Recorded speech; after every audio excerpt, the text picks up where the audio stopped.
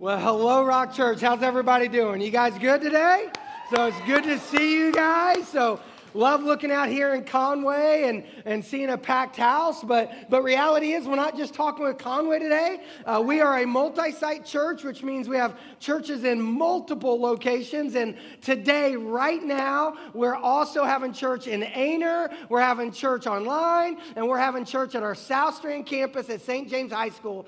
So for those of you in Conway, will you give it up for everybody who's joining in all of those locations? So I want you to know, if you are new to us, maybe it's one of your first or second times coming to church here, that we are what we call multi-site, which means we have campuses in different areas throughout Horry County, and our goal is to help people find what matters. And we do that, and we plant campuses because we want to reach neighborhoods. It's one reason we planted Aner several years ago, and God's been doing great things in Aner. And then right now, Meeting is our St. James campus, so proud of you guys, and those of you in St. James know this, but I want to go ahead and reiterate it for everybody. If you don't know, that they're going to take a couple weeks off and then meet again on February 12th, which is Super Bowl Sunday, and starting on Super Bowl Sunday, our St. James, our South Strand campus will meet every week from that point going forward, all right?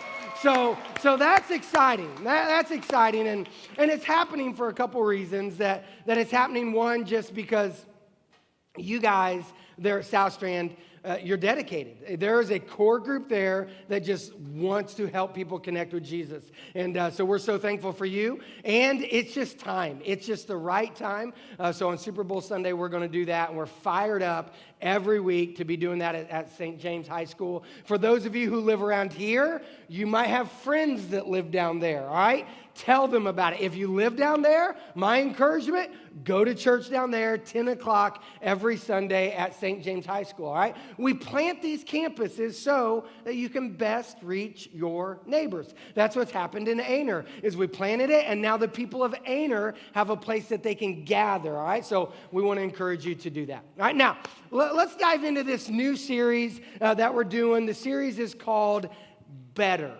All right, and we put it right now because we feel like this is a perfect time to talk about how to get better, because most of us this time of year, we all want to get better.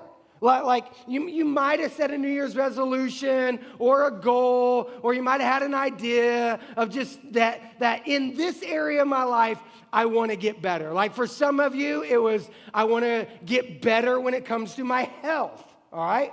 Well, one way to get better when it comes to your health is not eat those donuts. Right? You're like, no, don't say that, all right? But reality is this, like some of us say, I want to get better when it comes to my health, or I want to get better when it comes to my finances, or I want to get better when it comes to my spiritual growth or my faith. I want to get better when it comes to my job or my grades or my athletics. I want to get better when it comes to my family or my marriage or my relationships. Like those are things that many of us are just right now in tune with, all right? Now here's the reality. If you want to get better, you do it by doing what is best. Like I want you to hold on to that statement, that thought process, that you get better by doing what is best. When it comes to your health, you get better by doing what is best for your health. That when it comes to your finances, you get better by doing what is best for your finances. When it comes to your spiritual growth, when it comes to your faith walk, you get better by doing what is best. There's many things that come with that. I'll dig into a bunch in a little while. One that we're doing on this campus starting next week is we're having this Pathway small group experience, all right? If you haven't signed up, you need to. If you're at Aner or South Strand, there's one starting there in a couple months that you can sign up for Pathway there. It'll help you do what is best. When it comes to your family, when it comes to your marriage, I want you to do what is best. So here's what we're going to do. For the next 5 weeks, we are going to hyper focus on family and marriage. All right, so everybody in here who is married, everybody in here who is maybe engaged, like this series for 5 weeks is going to be hyper-focused for you because we want to get better when it comes to our marriages and to our families. Now, if you're single, there's going to be things to apply. There's definitely things that you will be able to grab a hold of. If you're a young adult and maybe you're dating, there's some things that you'll be able to grab a hold of. If you're not dating, there's some things you'll grab a hold of. If you're going, well, I want a series for me as a single person. Well, that's the next one, okay? In February, we'll do a series specifically for singles, but for 5 weeks, we just want to look at marriage. We want to look at family. We want to look at parenting, and we say, man, how do I get better? And every week, we're going to give you a very practical application step. Today's deals with this card. And I'm not going to talk a lot about this card. We'll talk about it at the end of the message. But my prayer is that everyone will pick up this card, or each family unit will pick up this card and say, we're going to do it this week for 5 days. That's what's going to happen every week. There's going to be an application step because we want you to get better when it comes to your marriage and your family. And one reason we want this is because many of us can admit when it comes to my marriage or my family, my relationships, that they're broken. Like we live in a time where there's a lot of brokenness in our marriage. There's a lot of brokenness in our families. And for some of you, you're just like, man, I need this because you don't understand what's going on in my heart and what's going on in my life and what's going on in my family. And there's some serious brokenness there. And if you're feeling that, I want you to know, hold on for 5 weeks and try to put these things into practice. But reality is probably the majority of us, I'm going to say 70% of us, have brokenness that we deal with in our families. Here's why. I believe that there's probably only roughly about 30% of you here at Ainer, at South Strand Online, who would be what I would call first family. Here's what I mean by a first family. If you're a first family, as a married couple, you can look at both sets of parents and they're still married. All right, like, so for instance, my son Clay, that he and Katie, they are a first family.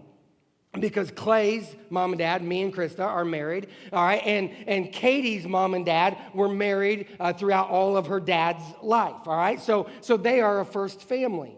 Myself, on the other hand, I am not. That I come from a broken situation where my mom and dad were not married, all right? That they didn't stay married. Now, Krista's did, but mine didn't, so we aren't a first family. All right, so if you do that math in your head, chances are probably about 70% of us have some type of brokenness in our heritage. Have some type of brokenness that has been set as a precedent for us, which unfortunately, we inherit some of that because it's what we've seen. So we're like, well, this is how it plays out, all right? It doesn't have to, and we're going to show you how it doesn't need to. But the reality is it will if you don't attack it, because that brokenness will come in. That brokenness is seen in our families and in fatherless kids. That 1 out of 4 kids lives in a fatherless home, which is just sad, all right? And when I say fatherless, that means no father figure, whether that's a stepdad, a biological dad, adopted dad, granddad. 1 out of 4 doesn't have a father figure in their house. And when that happens, we know the stats.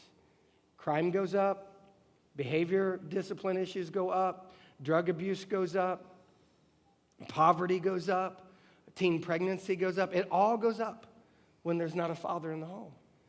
And for some of us, that's just the way it is, and you can't fix that, but we can still do some work today because there's brokenness. And some of you would be like, oh, no, there's no brokenness in our marriage, we're good. Okay. Well, then look at your spouse and say, I don't need to listen because I don't want our relationship to get any better. Yeah, nobody's going to do that. So even if you don't feel like there's brokenness, every one of us can get better. And we do it by doing what is best. I think about a guy named Joshua. He's a guy from the Bible, and we're going to look at his story for 5 weeks. And Joshua was a guy who inherited some brokenness. That he was set up as a guy named Moses. Moses was his leader. Moses chose him and a guy named Caleb and 10 other spies. And they said, I want you to go in to the promised land, spy it out, come back and give us a report. Well, 10 of the guys came back to Moses and said, nope, we can't go. It's not good. We shouldn't do it. There's big people there. There's big fortified cities. It's not going to work. And those 10 guys convinced an entire nation of about 2 million people to say, no, we're not going to do what God has called us to do. And because of that, brokenness came into the generation. Now, Joshua, on the other hand, he said, no, we can go, all right? We can do this. Yet everybody outvoted him except for him and Caleb. So what Joshua had to do is he had to walk through the brokenness for 40 years. But he didn't allow the brokenness to get the better of him. Instead, he said, we're going to get better even though things are broken. And what Joshua did by doing what was best is he changed an entire generation and generations to follow. And that's what I hope will happen for each and every one of us. How do we do it? Well, we do what is best. And this is what I would say is best today. If you want to get better, do what is best by looking to the good and going with God. If you want to get better, do what is best by looking to the good and going with God. Now, each week we're going to add to that, but for today, we're going to specifically focus on this idea of looking to the good and going with God. And I'm going to let our pastors at Aner and at Southstrand take over here there at their campus while I continue here in Conway and online. What does it mean to look to the good? Like why is that important? I think it's a major factor because I think too many times when things start to go south in our marriage, when things start to go south in our relationships, when things start to go south in our families, our first inclination is throw in the towel.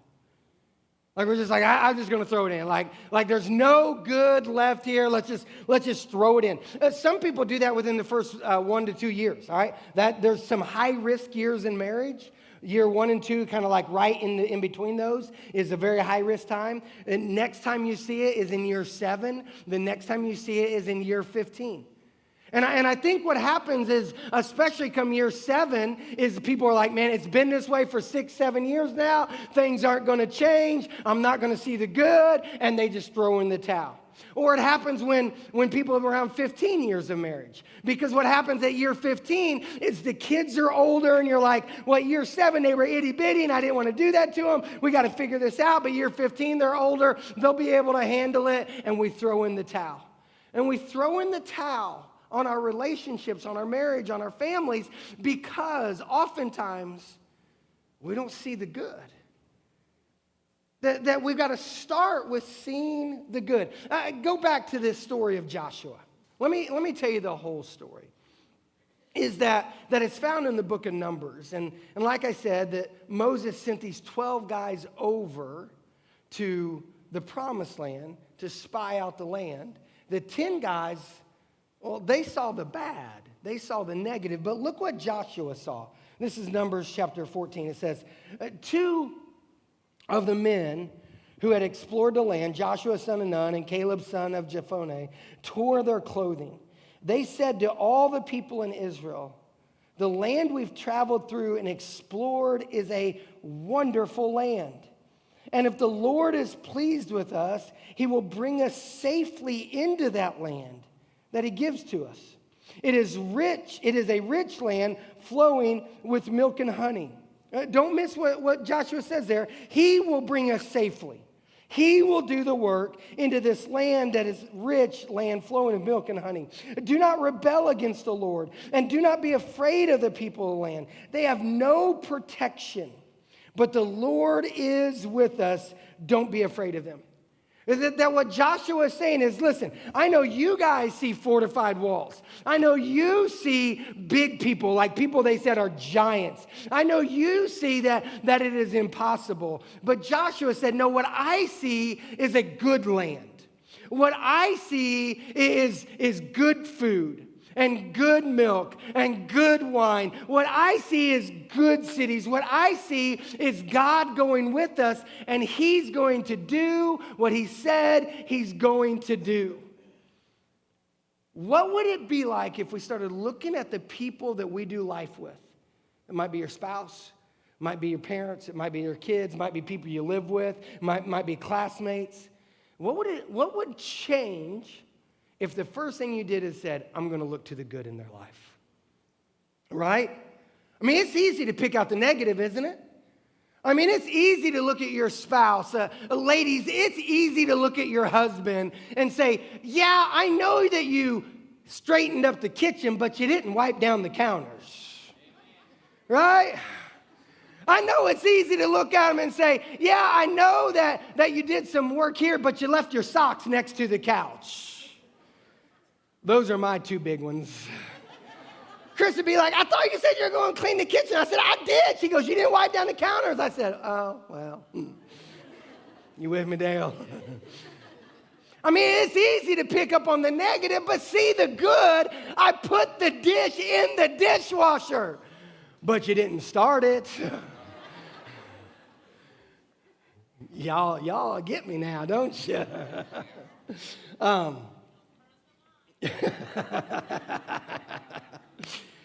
You get what I'm saying now, though. It's easy to look to the negative. We need to look to the good. Because I know God, I know there's times that your spouse messes up. I know there's times that your spouse screws up. I know there's times that you're sitting there thinking that it's impossible. But God can heal the brokenness. He can. He can walk with you through the brokenness. But it starts by going, I'm going to look to the good, trusting that I can go with God. See, this is where the rubber really meets the road.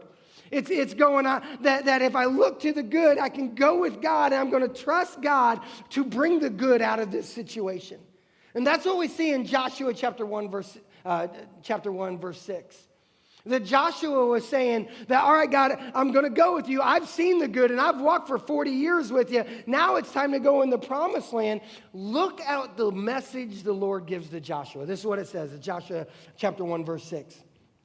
It says, be strong and courageous, for you are the one who will lead these people to possess all the land I swore to your ancestors I would give them.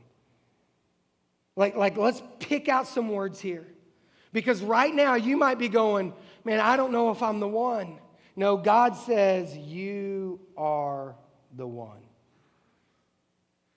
God says you are the one who will lead. That I want you to be strong and courageous. You might feel alone. Maybe you're at church all by yourself because your spouse doesn't come or the person you date doesn't come. Maybe you're the only person in your family who is here. Be strong. Be courageous.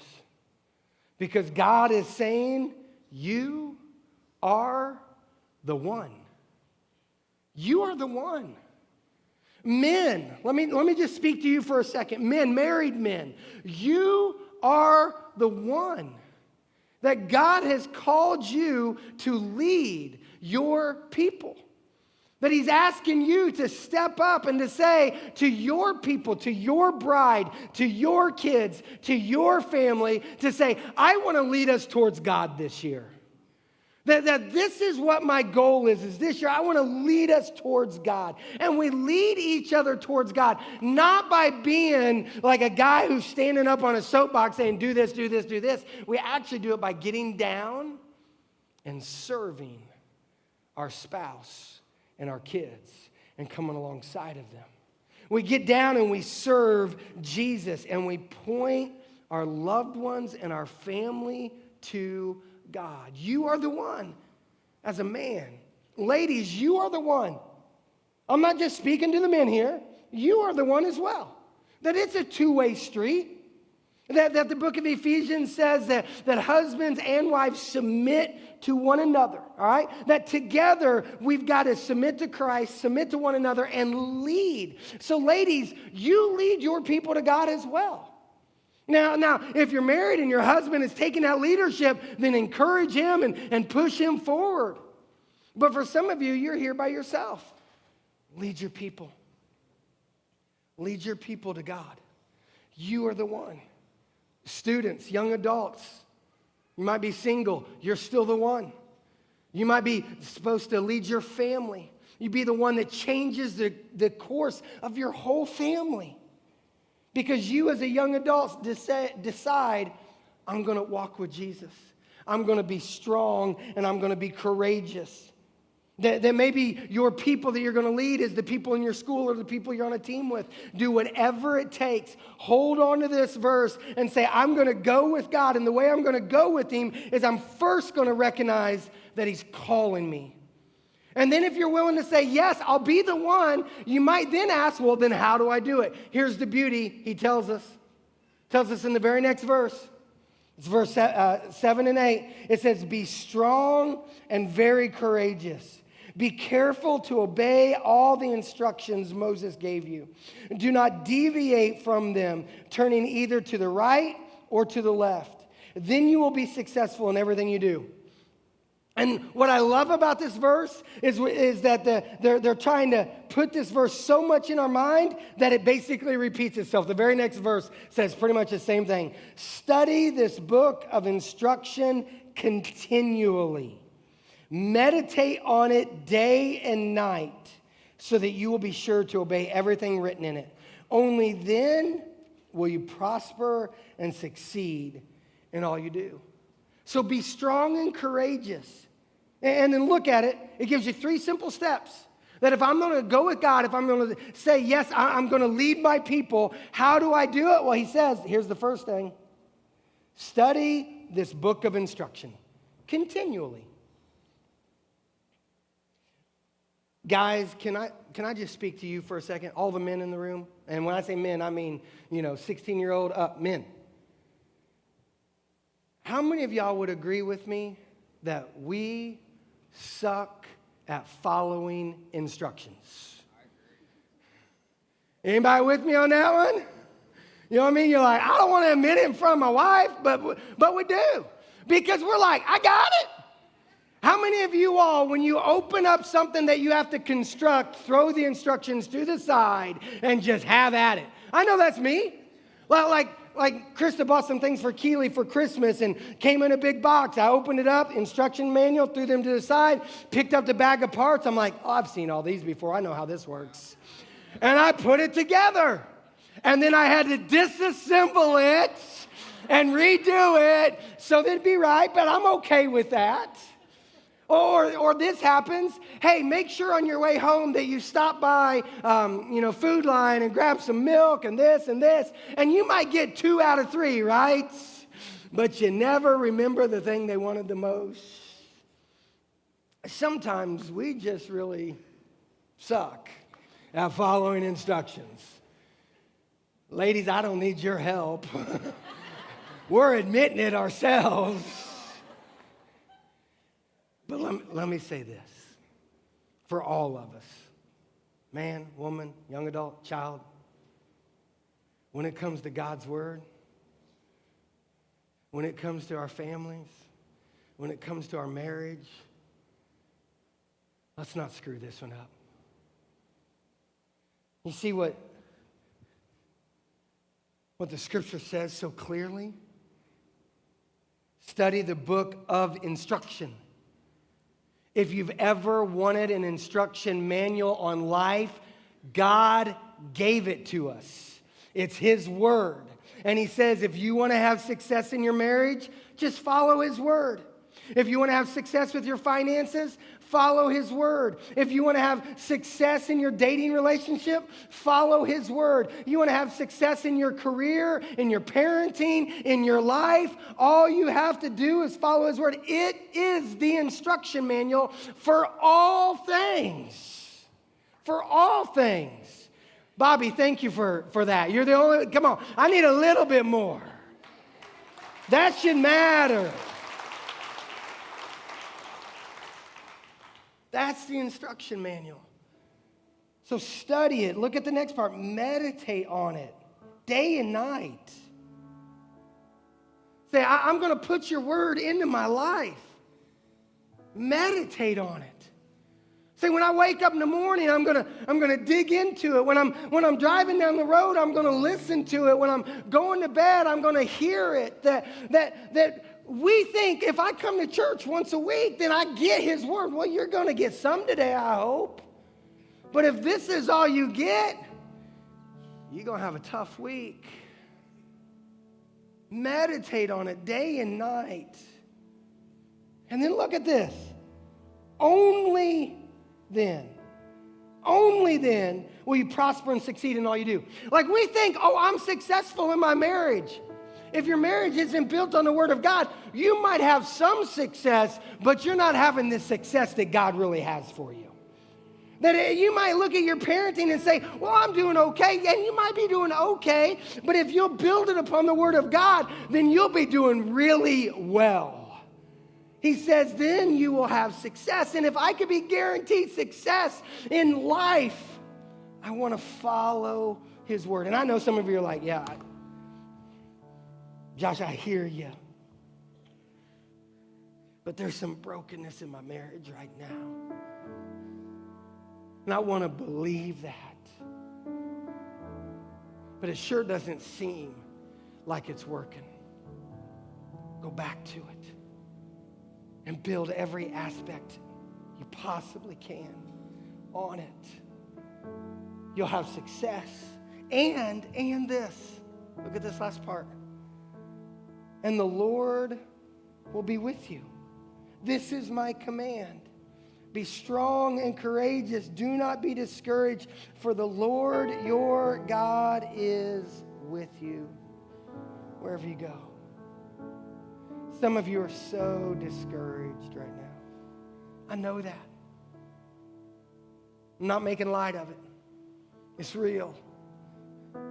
But be strong.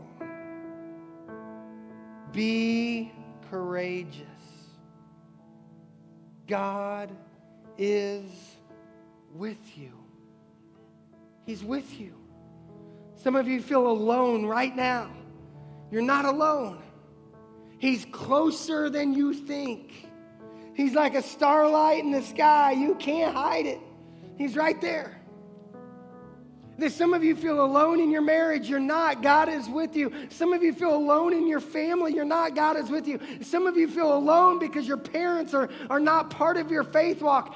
God is with you. Be strong and courageous. Because if you will do these things, I believe it's going to get better. And I believe that because this is best. If I want to go from brokenness to better, I got to do what is best. And what is best is looking to the good, saying it's not done, I don't have to throw in the towel, and going with God. And the way I go with God is I build my life upon His word, knowing that He is with me. We see that all throughout Joshua's life. And here's what I want you to see in Joshua. That Joshua did this. That it would have been so easy to be discouraged. It would have been so easy as for 40 years he just saw brokenness and brokenness, man after man, just dying and not doing what God had said. It would have been so easy for him to throw in the towel and say, I'm done. But he never did. For 40 years he walked with God through the wilderness. He looked to the good. And he said, I know what's in front of me. I know where God has taken me. And then he went with God. He realized he was the guy. Moses handed the baton off, said, you're the one. Go lead your family, not just his immediate family, but his whole family. Lead them. And God will be with you forever. And I want you to know, Joshua making a decision to do that, he changed generation after generation after generation. That his generation was broken, but in one generation, his brokenness went to better, and it changed every generation that followed after that. We see it in Joshua. We also see it in Jesus. Think about it. Jesus was in heaven. And when he looked down, he saw us as his people who had walked away from him. And he didn't just focus on the negative. He didn't just focus on the bad. He didn't just say to hell with them. He saw the good. And he said, I want my people, I want our family to be reconciled, to be made right. So Jesus left heaven and he came to this earth to fix our brokenness. He was the one to lead us. He was the one who built his life on God's word and lived out everything God told him to do. He was the one who recognized the Father was with him the whole way. And because of what Jesus did on the cross, we can all get better. Because of what Jesus did on the cross, our brokenness can be healed and become better. And see, the reality is, I know this, there's some of us in the room right now, some of us watching online, and I don't want to just say you need to admit, you probably already recognize it. You're broken. That there's brokenness in your life.